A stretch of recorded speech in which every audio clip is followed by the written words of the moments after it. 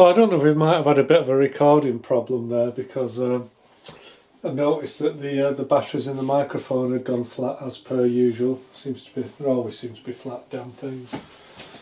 Yeah, it seems to be a little bit pungent, this thing, so before I catch leprosy off it or something, I'm going to give it a bit of a clean. Just see if we can knock the worst of it off, I think. Well, I've got no idea whether or not this is going to work or not. It was very much described as sold as seen, so yeah, I've got no idea. Maybe we'll get lucky, maybe we won't. So if you're asking yourselves what a protocol analyzer is, well, oh god, is that? I don't know, that was covered in coffee or blood. quite a horrible random stain there. Yeah, protocol analyzers. Well, never use one.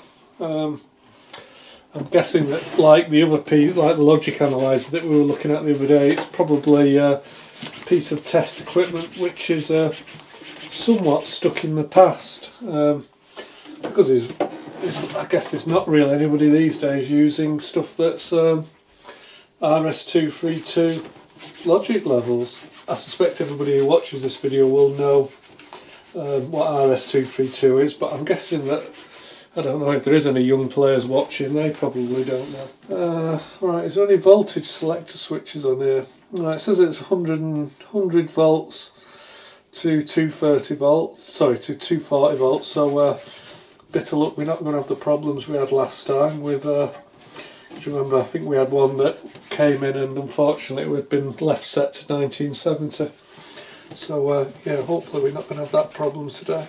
So, that says interface pod cable, right, so we obviously need to plug into the back of here. So let's see what goodness lurks under the old cover.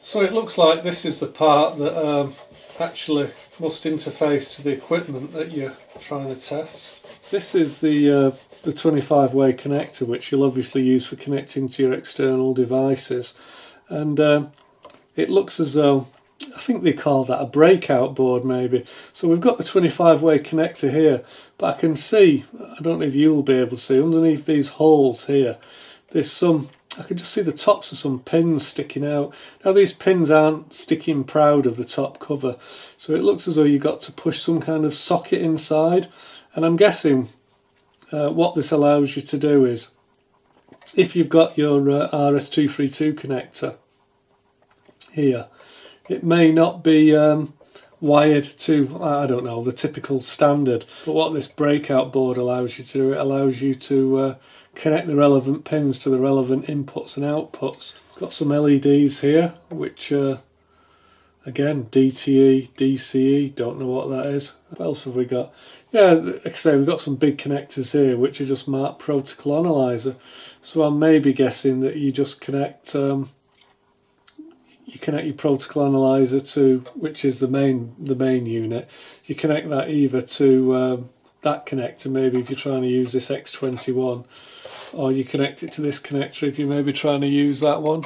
Yeah, but I don't exactly know. Like I say, not read the instructions, just checking now. There's no instruction manuals inside the bag there, so ribbon cable with a couple of 25 ways on it, don't know what they do.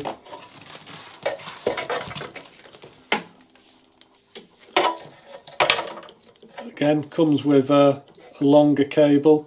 I'm guessing that these cables that I've got here may not be part of the original equipment. And maybe whoever owned this before me used to, you know, they made up these cables to actually suit whatever equipment they were working on. Let's see what this goodness is. Isn't that nice? Little keyboard there. Little cathode ray tube and a disk drive.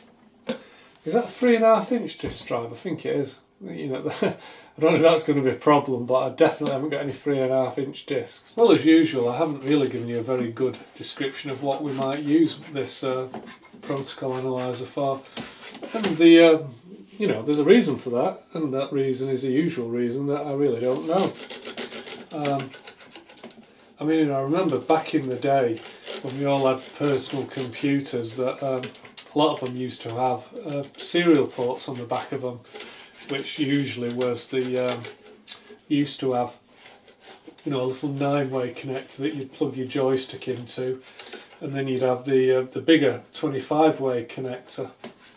And it just so happens that after I bid for this on eBay, and I only paid, just in case anybody's interested, I think I paid £20 for this, because you know, this old tech gear that nobody wants is well, it just goes for no money because nobody wants it. Nobody's interested in RS232 anymore because it's just not used. So where was I? I've completely forgotten, in fact.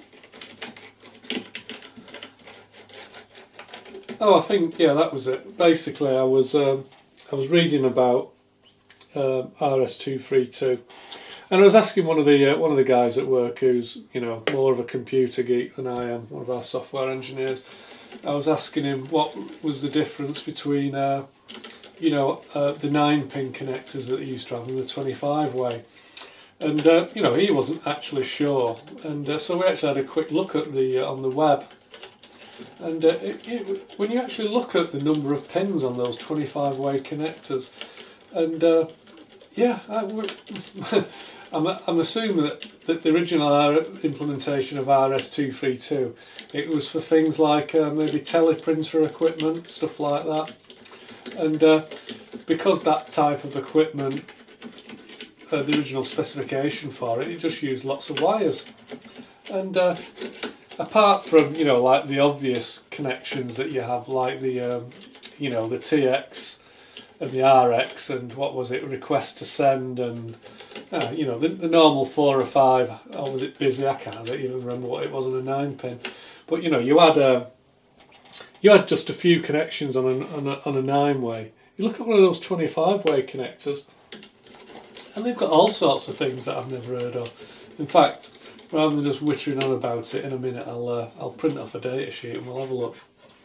So I guess back in the day, there was lots of different types of equipment, and it was all connected using RS232.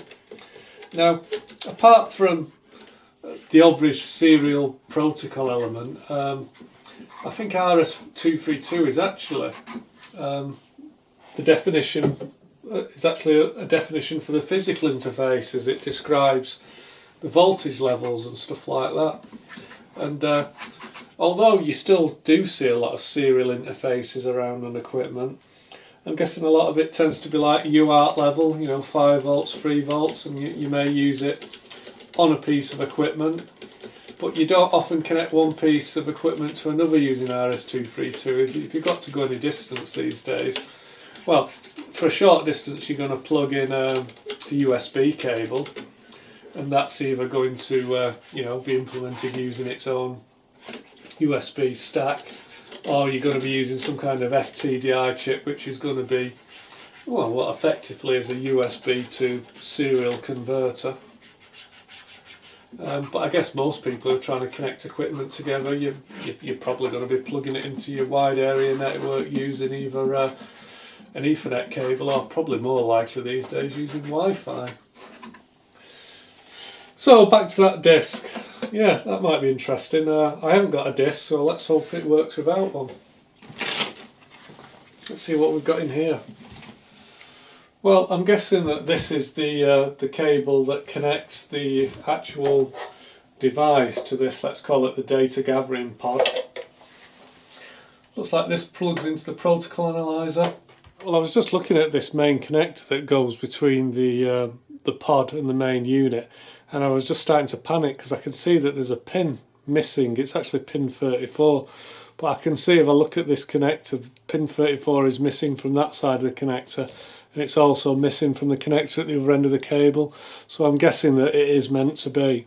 And if we look at the corresponding socket on the pod, it's actually got a little blanking plug into pin 34, and it's got that blanking plug on this side connector. I am just starting to worry a little bit because I know that I won't have any connectors to jump between this breakout board between one side and the other, because they look as though there's some form of socket strips, and I don't think I've well, I'm almost certain I won't have anything like that. Right, okay. Obviously didn't bother doing that. I've just noticed it's got this, I've never seen that before. It's got these little pieces of plastic here and it says, keep and insert this protection disc for transportation. Yeah, so a bit of a fail there. The guy who shipped that obviously didn't know about this. So keep and insert this protection disc for transportation. So maybe, yeah, maybe better late than never, eh? Well, hey, it comes with two of them. I'm sure. Are you meant to actually stack them together? Surely you can't get them both in. And I've got a little bag. What's in the little bag? Oh, I've got a fuse. Well, that's a very unusual fuse. It looks as though it's got a piece of lynx wire inside it. I'm assuming that must be some form of anti-surge, some ridiculous form of massive anti-surge fuse, because it looks almost like you've got a piece of lynx wire and it's wound round like a copper bar, which I'm assuming is in there just to dissipate some heat. Yeah, I've never seen anything like that before. How strange. Piece of paper. Oh, those were the days. Does everyone remember writing the contents of your discs on these little sticky labels? Yeah, great. Some more labels. Oh, I'm hoping that these might be our magic jumper cables. Ah, yeah, there's the fellas. Now, there's not very many of them, but I'm guessing that these are the cables that we need. Well, that's not a cable, that's a bit of crap. These are the cables that we're going to need for connecting from one side of this debug header to the other. So let's just try plugging some in randomly so you get the idea of what I've been waffling on about. So what we can actually do is we can connect one of our pins on our 25-way connector. So let's choose one of these at random. That one. So I can put a connector in there and I can join the other side of the wire to RTS. What is that, request to send? I don't know, can't remember. Has that gone in? Yeah, a bit fiddly. Yeah, I think it's gone. So you get the idea. You can basically just set this up for any configuration of connector you might happen to have. It does seem a little bit of a tedious way of doing it, and these pins under here, they do feel a little bit vulnerable. And the other problem is I've only got a few of these cables, so yeah, I don't know how far we'll get. Now here's a typical example of the serial data string for the letter A being sent over RS232. And there's maybe a few interesting things about this. First of all, if you actually look here, these are kind of what you would call conventional logic levels. Well, in RS232, the logic level 0 is actually represented by plus 15 volts. And the logic level for 1 is actually represented by minus 15 volts. Now, when you're not sending data, that's called the idle state. And if you was to look at the transmit or the receive lines when data wasn't being sent, typically they'd be set at minus 15 volts. So here's our serial data being transmitted, where we've got our start bit, and then we've got the first bit of the data, and we're actually sending 7 bits here, so we're sending 1, 2, 3, 4, 5, 6, 7 bits of data. Then we've got a parity, and then we've got 2 stop bits at the end. Now the logic 1 is typically represented by anything between minus 3 and minus 15 volts, and the logic 0 is represented with something between plus 3 and plus 15 volts. So you can see that you've actually got this minus 3 to plus 3 voltage here, which is kind of indeterminate, and that's kind of what you might call a guard area. Basically, your signals have to be higher than or lower than plus 3 volts or minus 3 volts, and that's to try to make the data less sensitive to noise on the wires. It doesn't really work particularly well, but that's what it's done for. Don't get particularly hung up on these voltage levels though, because the reality is when you actually look at the voltages on a real RS232 port of a computer, there'll actually be nothing like this. This big range between plus 15 volts and minus 15 volts. Maybe those were typical voltage when they were old teletype machines and stuff like that, but typically you won't see anything like that. It's usually implemented using some form of charge pump, so it's more likely that you'll actually see something between, I don't know, 0 and plus 5 and 0 and minus 5 because of the way it's actually implemented. RS232, much more complicated than it first appears. And just for our own satisfaction, let's just take a look at the letter A on the oscilloscope. So I'll just point out this is the 0 volts level here, which is I've got set on the centre line of the graticule. So we've got minus 2, 4, 6, and then we've got plus 2, 4, 6. And I can hear my cat whinging in the background. God, what are you whinging for, Itzy? Oh, somebody's brought me gin. So our voltage swing, it's much smaller than what the RS232 specification led us to believe. It's certainly not plus 15 volts and minus 15 volts. What we've actually got is plus 246 volts, well, alright, call it 7, plus 7 volts, more gin. So the implied voltage levels on our RS232 standard aren't really quite what you'd think they'd be, because we've actually got plus 7 volts here and minus 7 here. Here's our start bit, and here's our first piece of data, which is actually a 1 there, and then we've got 0, 0, 0, 0, 0. There's our parity bit there, that little column there, and then we've got basically 2 stop bits, so there's probably 1 there and 1 there. And you can see if we just zoom out a little bit, well, maybe zoom out too far. Okay, these are our individual data packets here, individual letter A's being transmitted. So most of the time when we're not transmitting data, we're sat at minus 7 volts, but when we do transmit data, our first start bit, which is there, jumps right up. Now, one of the things that's probably made these protocol analyzers kind of obsolete is just the modern oscilloscope, or the modern digital oscilloscope. So we've got the computer set out and it's pumping out my trademark all the gear, no idea. And you can see that basically this is the incoming waveform, and the oscilloscope's actually decoded that into the individual ASCII characters. There you go. So there's all the gear, no idea.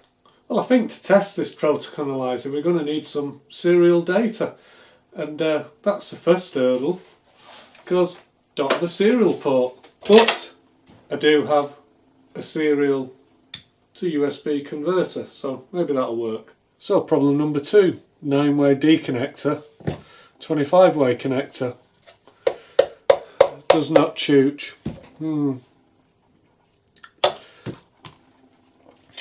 And they have given us all these lovely cables, but not a 9-way in sight. Rum titty bum titty bum titty bum, rum titty bum titty bum. Yeah, that's not going to work. Yeah, I've only got a female connector here. Female, that's no use.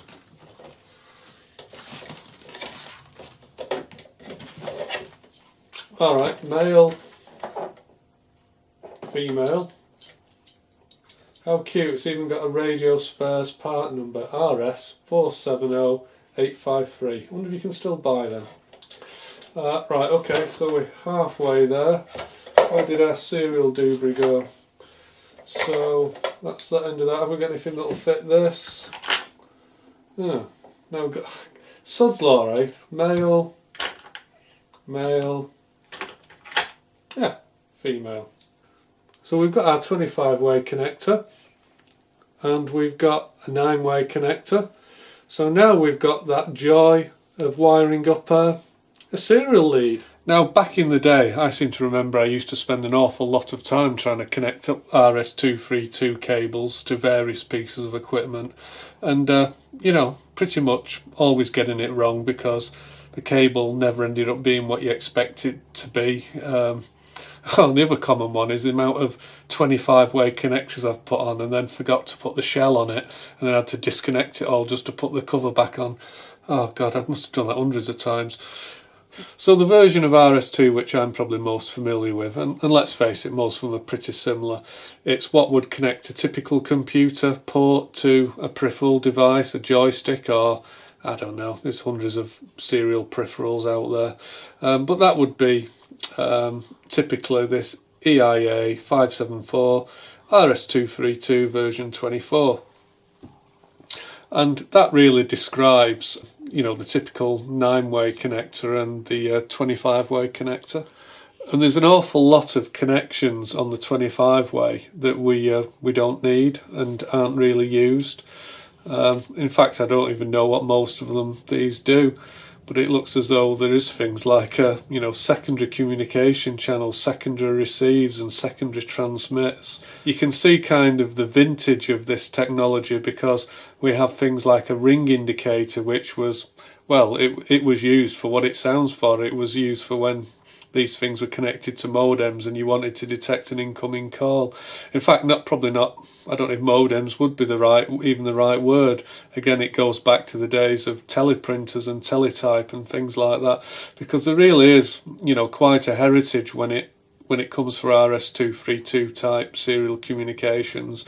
It certainly does predate the 60s. And even though there's all these standards around, I think the word on Wikipedia when I was just reading about it was idiosyncratic, in that there's all these standards, but yeah, I mean, when you start connecting up these serial wires, I mean, God knows whether or not the device you're connecting to will comply to the serial standard or not. And it's going to be interesting to see electrically if this USB to RS232 converter actually meets the voltage standards to drive our protocol analyzer, because it's quite an old piece of test gear. And I'm suspecting this probably doesn't really comply with the standard. I mean, if we're lucky, it might have some charge pumping device in to try to achieve some of the voltage levels we need, which were like the plus 15 and the minus 15. But the reality is a lot of these devices don't comply. So it's going to be interesting to see whether or not this works at all. I've got no idea. We'll just have to try it.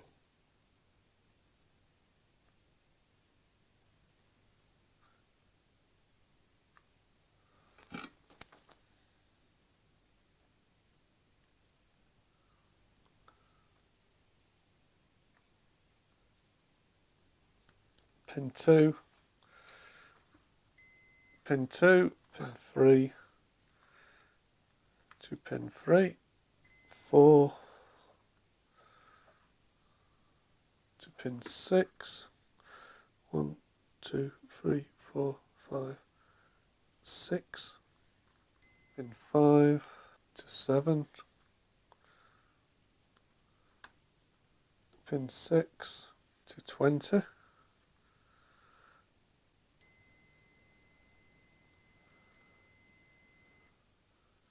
pin 7 to 5, 1, 2, 3, 4, 5, and pin 9, ring indicator, we're not using. So far so good. There's our little serial patch cable. So hopefully we're getting closer